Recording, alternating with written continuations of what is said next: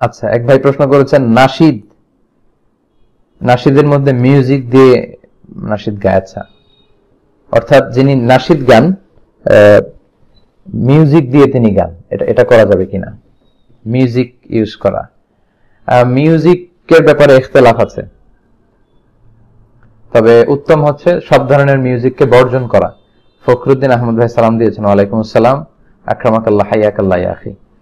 তো মিউজিকের ব্যাপারে আল্লাহ রাসূল সাল্লাল্লাহু আলাইহি ওয়াসাল্লাম বলেছেন, বুইসতু লিউকাসসিরাল মাযামির, বাদ্যযন্ত্র ভাঙার জন্য আমি পৃথিবীতে প্রেরিত হয়েছি। আবার ইবনে মাসউদের কওল হচ্ছে, আল গিনা ইউমবিতুন নিফাক, এই সমস্ত গান বাজনা এগুলো অন্তরে নেফাকি তৈরি করে, স্রষ্টার স্মরণ থেকে আপনাকে গাফেল করে দেয়।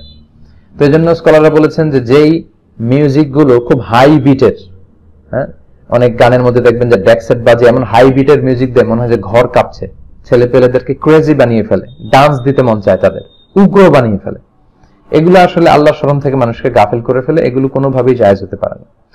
তবে স্কলাররা যেটার ক্ষেত্রে ফ্লেক্সিবিলিটি দিয়েছেন সেটা হচ্ছে মাইল্ড মিউজিক, যেখানে কণ্ঠের বিষয়টাই প্রাধান্য পাবে, আর কণ্ঠের পেছনে হালকা কিবোর্ডের টিউন থাকতে পারে, হালকা সামান্য রিদম থাকতে পারে। মাইল্ড মিউজিকের ব্যাপারে অনেক স্কলাররা এটাকে পারমিসিবল বলেছেন, যে এই জাতীয় মিউজিক শুনলে হয়তো তার মনের মধ্যে উগ্রতা, ক্রেজি ভাব এটা তৈরি হবে না। স্রষ্টার স্মরণ থেকে যদি তাকে গাফেল না করে, তাকে যদি ফিজিক্যালি ক্রেজি না বানায়, মেন্টালি ক্রেজি না বানায়, এবং সেই গান বাজনার মধ্যে যদি অশ্লীল কিছু না থাকে, তাহলে হালকা মিউজিক অনেকে অ্যালাউ করেছেন।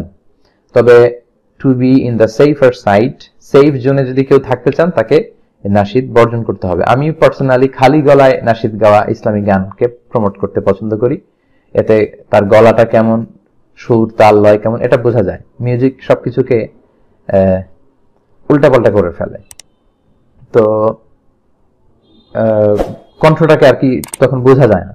সেই জন্য সেফ জোন হচ্ছে সব মিউজিক বর্জন করে খালি গলায় গান করা, নাশিদ করা। তবে ইখতিলাফপূর্ণ যেটা, সেটা হচ্ছে হাই বিটের মিউজিককে নিষেধ করা হয়েছে, আর হালকা মিউজিক যদি হয় সেটা অনেক স্কলাররা পারমিসিবল বলেছেন। আল্লাহু আ'লাম।